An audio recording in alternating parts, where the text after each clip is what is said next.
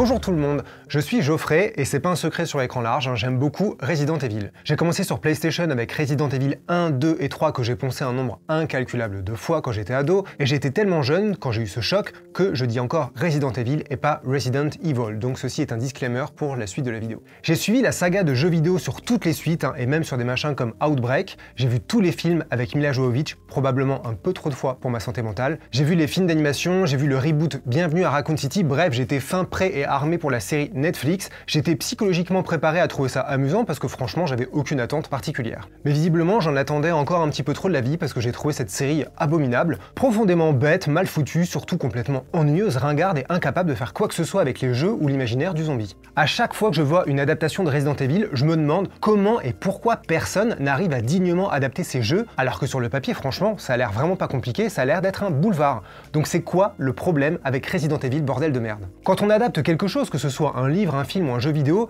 il y a toujours deux grandes directions possibles. Soit on essaye d'être fidèle, soit on accepte qu'on va trahir, ce qui n'est pas du tout péjoratif. Les adaptations de Resident Evil ont un peu tout essayé jusque-là. Les films chapeautés par Paul W.S. Anderson ont été très librement adaptés des jeux vidéo, donc on est clairement sur la forme réécriture trahison. Les films d'animation Degeneration, Damnation et Vendetta, puis la série Infinite Darkness, ont imaginé des histoires autour des personnages cultes pour que ce soit bien rattaché à la mythologie. Donc là, c'est une forme de fidélité un peu libre, on va dire. Et le récent reboot au cinéma, Bienvenue à Raccoon City, je vais dire Welcome à Raccoon City, a tenté d'adapter frontalement les deux premiers jeux vidéo, donc là, c'est de la fidélité pure et dure. La série Netflix de 2022 tente un grand écart, un étrange grand écart. D'un côté, c'est une trahison-réinvention. C'est comme les films avec Milla Jovovich, hein, puisque ça raconte l'histoire d'une nouvelle héroïne créée de toutes pièces, qui évolue dans un monde avec Umbrella, des zombies, des clones, beaucoup de bordel et même des super pouvoirs. Les personnages tirés des jeux vidéo comme Wesker sont finalement des figurants, c'est-à-dire exactement comme Jill, Claire, Chris et tout le monde dans les films de Paul W.S. Anderson. On dirait que la série, en gros, elle existe dans un univers plus ou moins parallèle des jeux vidéo Resident Evil. Mais en même temps, tout semble se dérouler dans l'univers des jeux vidéo. On nous parle d'un incident dans la ville originale de Raccoon City qui a été détruite suite à un léger problème, exactement comme dans le jeu Resident Evil 3. On nous dit aussi que Wesker, l'original, est mort dans un volcan, comme dans le jeu Resident Evil 5. La grande méchante ou pseudo-grande méchante s'appelle Evelyn Marcus et elle évoque son papa qui est de toute évidence James Marcus, l'un des fondateurs d'Umbrella dans les jeux vidéo, et on voit même Lisa Trevor au détour d'une scène. Alors le showrunner de la série, Andrew Dabb, l'avait confirmé durant la promo. La série se déroule bel et bien dans le même univers que les jeux et prend place après Resident Evil Village, le 8e opus. Au passage, il précisait d'ailleurs qu'il y avait sûrement des incohérences et erreurs de logique, hein, no shit, histoire de se dédouaner. Alors en bref, la série Resident Evil de Netflix essaye de bouffer à tous les râteliers, et on se demande pourquoi. Enfin moi en tout cas je me pose la question parce que ça n'a aucun sens de dire qu'elle se déroule dans l'univers des jeux, puisque ça n'est jamais clair dans l'histoire, ce n'est que du clin d'œil et ça n'apporte strictement rien. Mais au fond ça traduit surtout une incapacité à manier l'héritage et la marque Resident Evil. Cette série pour moi elle transpire la peur de ne pas cocher des cases de fanservice,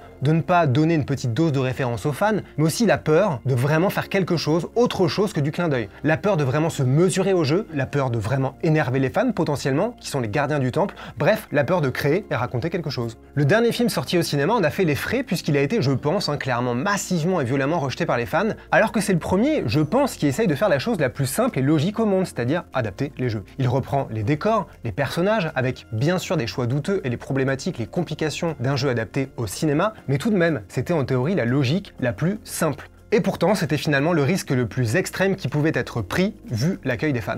D'ailleurs, je trouve ça un petit peu amusant de noter que la série se termine exactement comme le film, avec le même genre de teasing tout nul du personnage de Ada Wong. On voit bien qu'au fond, c'est les mêmes problèmes et les mêmes emmerdes. Rappelons aussi que le reboot Bienvenue à Raccoon City a été lancé alors que le dernier épisode de la saga Milla Jovovich venait de sortir. Il y a un an, Netflix avait aussi mis le nez dans Resident Evil avec les séries d'animation Infinite Darkness, qui est tout aussi nul. Donc tous les 6 mois, il y a un Resident Evil qui sort quelque part, sous une forme ou une autre, que ce soit un jeu original ou un remake, une suite ou un reboot. De là à se dire que c'est un total bordel avec aucun capitaine à bord à la barre chez Capcom, il n'y a qu'un petit pas que je franchis avec cette vidéo. L'autre question avec cette série Netflix, c'est de quel esprit tordu est-ce qu'elle est sortie? Qui a décidé qu'il fallait raconter Resident Evil avec un côté ado si prononcé? Est-ce que c'est franchement la malédiction Walking Dead et ses spin-offs qui ont servi d'inspiration? Est-ce que c'est Netflix qui a regardé les statistiques à la con pour dire que les séries ados c'était vraiment la bonne idée? Franchement, c'est le seul mystère intéressant de ce bordel. J'aurais adoré assister aux réunions où les décisions ont été prises pour savoir comment on en est arrivé à une série sur un clone de Wesker, sur les 2 filles médicaments qu'il s'est créés, sur une histoire divisée entre 2 temporalités. Sérieusement, Voilà. Bien sûr, vous allez me dire que ça sort pas de nulle part, et vous auriez raison. Par exemple, la narration étalée sur 2 époques, on l'a vu dans le jeu vidéo Resident Evil Révélation 2, qui était nul, mais ça, c'est juste mon avis. Et cette idée légèrement grotesque des clones de Wesker existait dans les jeux, même s'ils avaient des apparences différentes, et elle a été surtout largement exploitée dans les films avec Milla Jovovich, avec plein de clones de Milla Jovovich dans tous les sens, et elle-même qui était un clone à la fin. C'était le plot twist, désolé si vous l'avez pas vu, mais c'est pas grave. Là encore, on retrouve donc ce côté pot pourri comme une sorte de best-of, on reprend des éléments à droite à gauche, on mélange tout ça, on adapte à la sauce ado Netflix, lycée, petite enquête, musique de Billie Eilish, et paf, on arrive à un truc incroyable qui ressemble à un mutant complètement hallucinant. De loin, ça semble avoir été pensé en dépit du bon sens. Resident Evil n'a jamais été aussi loin dans le côté ado. Aucun film ne l'a fait, aucun jeu ne l'a osé, et même à la limite on pourrait penser à Resident Evil 6, puisque Sherry Birkin a l'air d'une ado, mais c'était juste une portion de l'histoire. La seule série de zombies et ados qui existe, vous le savez très bien, c'est The Walking Dead, The World Beyond, lancé en 2020. J'ai vraiment beaucoup de mal à croire qu'une personne avec des neurones qui fonctionnent la considère comme un modèle. Et c'est là qu'on en revient à cette idée, cette conviction ou ce mythe, à vous de voir, d'un algorithme Netflix. Qu'est-ce que c'est? C'est l'idée qui voudrait que les séries soient conçues avec des données d'analyse du marché, du public, pour savoir ce qui marche, ce qui intéresse les gens. Pas mal d'artistes ayant bossé chez Netflix disent que c'est faux, mais c'est toujours bien de continuer à se poser la question pour s'interroger sur ce genre de carnage. Tout le monde voit bien que Netflix, comme n'importe quel studio, a 2 facettes. Certains films, certaines séries sortent du lot, sont bien en gros, ressemblent à des propositions intéressantes et fortes. Et d'autres, vraiment, ont l'air d'avoir été conçus par trop de gens, trop d'envie, trop d'obligations, pour au final de ressembler à rien, si ce n'est un algorithme. Et pour moi, les séries Resident Evil, c'est vraiment l'apothéose, c'est exactement ça. Après 8 épisodes sous forme de grand 8 débilos, il y a quand même une vraie question que je me pose, c'est à qui s'adresse cette série en fait? Option 1, elle s'adresse aux fans, aux gens qui connaissent bien les jeux, c'est-à-dire les gens qui ont probablement pété un câble sur le design de Sony, qui ont incité le studio à le refaire, aux gens qui ont trouvé que Détective Pikachu respectait l'esprit des jeux, bref, aux gens qui aiment les jeux et veulent que ça se voit à l'écran. Dans ce cas, je ne vois absolument pas comment ça peut être satisfaisant. On a juste droit à une pluie de clins d'œil ratés, voire franchement désespérants. Je me suis toujours pas remis de la scène du piano, évidemment bien connue des fans des jeux, parce que pour rappel, dans le premier Resident Evil, cette idée de jouer une mélodie pour ouvrir un passage secret est complètement stupide, mais ça marchait parce qu'on était dans un manoir effrayant, désert et poussiéreux, chaque porte cachait potentiellement une horreur ou une surprise. Ici, c'est une maison Ikea. On ouvre l'accès à un putain de carrelage. On dirait un mauvais escape game, et j'aime bien les escape games. Et non, je n'exagère pas, puisque rappelez-vous que la clé de l'énigme finale, c'est le mini clébard de la famille qui permet d'ouvrir une putain de porte secrète. On pourrait s'amuser à lister toutes les références au jeu, je suis sûr que l'équipe comptait sur ça pour noyer le poisson. Une Isa Trevor par-ci, un croco géant par-là, un teasing d'Ada Wong et du tyran à la fin, ok, mais qu'est-ce que ça raconte? Ça raconte rien, et c'est bien ça le problème. Le seul vrai lien assumé et revendiqué, c'était Wesker, ce qui est déjà une idée douteuse. Wesker, c'est l'un des personnages quand même les plus simplistes des jeux, dont le seul intérêt c'était d'être le traître pas du tout subtil du premier jeu. Et après ça, il a simplement gravi les échelons de la surenchère de bad guy jusqu'à devenir une sorte de cousin de Terminator et de l'agent Smith de Matrix. Alors je suis le premier à reconnaître et pleurer sur la tournure méga Z des jeux vidéo avec notamment Resident Evil 5 et 6, mais même ça, la série le rate complètement. Ils prennent Wesker pour le décliner sous plusieurs formes toutes plus ridicules et débiles les unes que les autres. On a donc le Wesker timbré, le Wesker original qui ressemble clairement à un mauvais Blade, et le Wesker Superstar qui est le papa de la série. Ils ont droit à des tonnes et des tonnes de scènes nulles, de mauvais thrillers ou de drama familial, et ils ont aussi 2 ou 3 moments qu'on ne peut décemment pas qualifier de moments d'action tellement c'est mou du genou et qu'on voit que tout le monde s'en fout. Le Wesker original qui s'attaque aux gardes d'Umbrella avec sa super vitesse des jeux vidéo, c'est encore pire que Morbius qui vole avec ses traînées violettes là dans les airs, et le Wesker timbré qui tape des gardiens sur un parking, on dirait une production Luc Besson tellement c'est honteux. Bref, au-delà du petit jeu des références et des clins d'œil, c'est le vide intersidéral. Autre option, la série Resident Evil ne s'adresse pas aux fans des jeux. Ok, pas de problème, c'est du cynisme puant de s'accrocher à une marque pour ne rien en faire, mais ok, pourquoi pas. Donc, je suis censé voir une série de zombies, une histoire de virus, de laboratoire secret, de manipulation génétique, d'apocalypse, de survie. Désolé, mais non, même ça, c'est complètement foiré. Dans le présent, on a l'impression d'avoir une suite de scènes et décors générés de manière aléatoire, avec des mots-clés comme lycée, devant le lycée, cuisine, salle de réu, cuisine, sous-sol, cuisine, couloir, voilà, c'est que ça.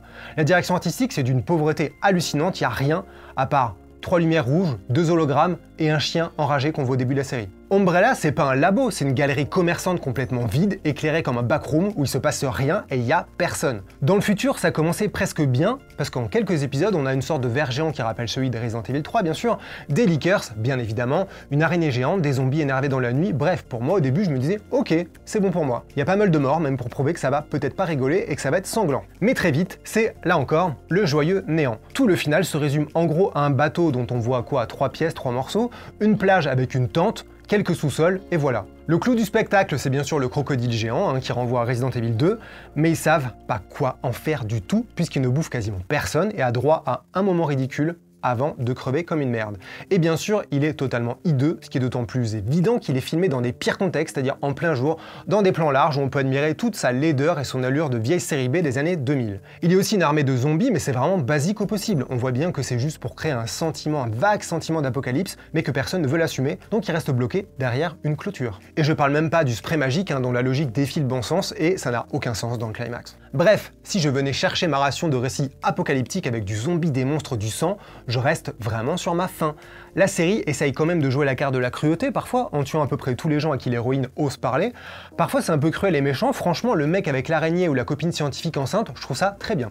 C'est cruel, mais c'est très bien. Mais ça reste beaucoup trop gentil. On est loin d'un survival, d'un massacre ou d'un sentiment de vraie fin du monde, et surtout il n'y a jamais assez de monstres, de scènes de tension, d'horreur, de suspense pour tolérer cette écriture au rabais et cette série qui est chiantissime. Au final, on a juste le pire de tous les mondes. On a plein de personnages nuls qui parlent beaucoup, pour des sous-intrigues chiantes, et au mieux, une mini-scène vaguement amusante par épisode avec un monstre ou une mort. Mon avis, on ne devrait pas s'en contenter. On ne devrait vraiment pas s'en contenter. Mais bon, une fois qu'on a dit que c'était de la merde, qu'est-ce qu'on peut dire d'autre? Qu'est-ce qu'il reste? Parce qu'il y a quand même un problème avec Resident Evil. J'en suis quand même à me dire que le premier film de Paul W.S. Anderson devient un classique vu les nullités qu'on a eues depuis. Et que personne ne s'arrête malgré ça, ça soulève beaucoup de questions. Alors c'est quoi la prochaine ration de Resident Evil? Puisque clairement, il y en aura une. La série Netflix, on ne sait pas encore s'il y aura une suite. Les retours du public ont l'air franchement désastreux, preuve que c'est quand même vraiment pas un carton au-delà de la critique négative. Le public ne valide pas, les audiences, on ne sait pas encore et on ne le saura probablement jamais. Côté cinéma, on ne sait pas non plus où ça va, puisque le reboot n'a clairement pas été un succès.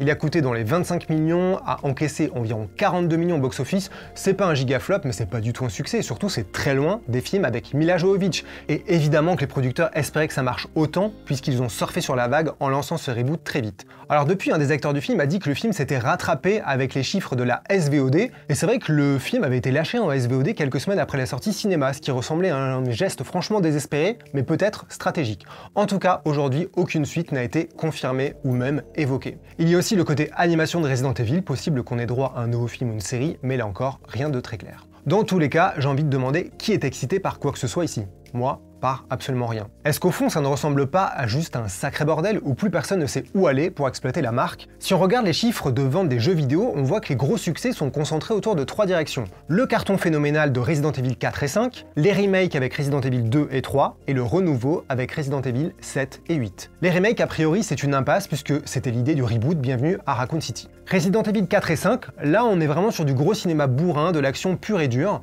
On peut vaguement estimer, allez, je vais oser le dire, que la saga Mila Jovovich avait clairement essayé cette direction, donc c'est plus très nouveau et surtout ça demande beaucoup d'argent et de talent, on est d'accord. Vu les budgets modestes du dernier film et de la série Netflix, avec un succès a priori très relatif, je vois pas qui pourrait se dire aujourd'hui que c'est malin de claquer beaucoup de thunes sur un Resident Evil au cinéma. Au final, Resident Evil 7, c'est vraiment la seule option potentiellement logique. C'était un quasi-reboot spirituel, un retour aux sources, donc on se libère d'une partie de la mythologie. Ethan Winters, c'est un personnage tout nouveau qui existe quasiment de son côté dans sa bulle et surtout, il n'a pas de visage, puisqu'on est dans une vue à la première personne, donc personne ne va gueuler sur le casting. Resident Evil 7 pourrait facilement devenir un film d'horreur bien flippant et méchant avec un budget relativement raisonnable, si on nettoie les quelques bavures de série Z qu'il y a dans les jeux pour rester sur un cauchemar poisseux. Et en plus, il y a des liens avec la mythologie, notamment avec Chris Redfield et Umbrella, donc ça reste canon, ça répondra au fanservice qui est apparemment obligatoire. Alors bien sûr, on pourrait aussi dire que tout ça redevient très vite très ridicule, voire nul, et qu'on a droit à un délire pas loin des Paul W.S. Anderson dans Resident Evil Village avec un bestiaire type best-of du cinéma de genre. Mais au moins, le point d'ancrage est super. Le début de Resident Evil 7, en mode massacre à la tronçonneuse et film de possession, c'est un énorme potentiel. Par exemple, avec un studio comme Blumhouse, spécialisé dans les films d'horreur pas chers mais pas cheap,